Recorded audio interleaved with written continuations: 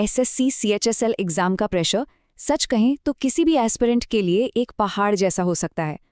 लाखों कैंडिडेट्स इस उम्मीद में तैयारी शुरू तो करते हैं, पर सही रास्ता ना पता होने की वजह से अक्सर भटक जाते हैं।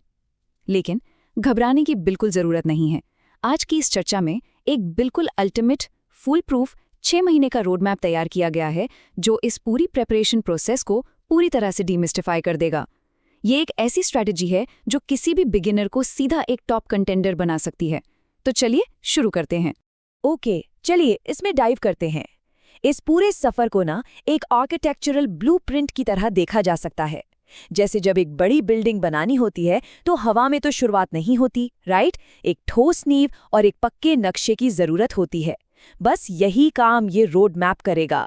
ये इस पूरे डरावने, ओवरवेल्म करने वाले सिलेबस को उठाएगा और उसे एक ऐसे एक्शनेबल मास्टर प्लान में बदल देगा जो ग्राउंड जीरो से लेकर फाइनल एग्जाम रेडी होने तक हर एक दिन का रास्ता बिल्कुल साफ दिखाएगा। इस ब्लूप्रिंट को 5 आसान हिस्सों में बांटा गया है। पहला, एग्जाम पैटर्न को समझना। दूसरा, पूरा 6 महीने का मास्टर टाइमलाइन। तीसरा, डेली स्टडी रूटीन।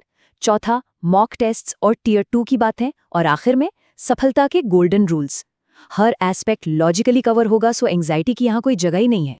तो सबसे पहले आते हैं हिस्सा नंबर 1 पर, एग्जाम पैटर्न को समझना, यानी खेल शुरू करने से पहले उस खेल के नियम जानना। और इस खेल की सबसे बड़ी चुनौती क्या है? समय। सिर्फ 60 मिनट। ये वो टिकिंग क्लॉक है जो इस एग्जाम को लिटरली इतना चैलेंजिंग बना देती है। टियर 1 में कैंडिडेट्स के पास पूरे 100 क्वेश्चन सॉल्व करने के लिए सिर्फ और सिर्फ 60 मिनट्स का समय होता है। टोटल मार्क्स हैं 200। देखिए, यहाँ सिर्फ ज्ञान टेस्ट नहीं हो रहा है, यहाँ सबसे बड़ा टेस्ट उस इंटेंस स्पीड और प्रेशर का है जिसके अंदर दिमाग को इन ऑब्जेक्टिव क्वेश्चंस पर रैपिडली रिएक्ट करना होता है।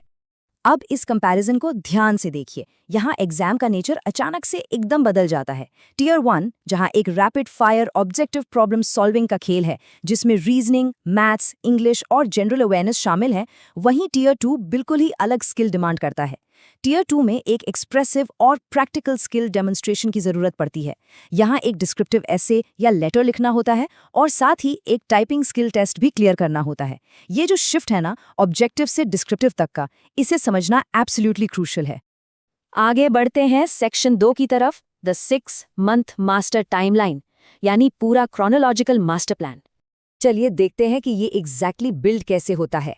एक strict time bound preparation phase इस वास्ट सिलेबस को कवर करने की एक्चुअल चाबी है।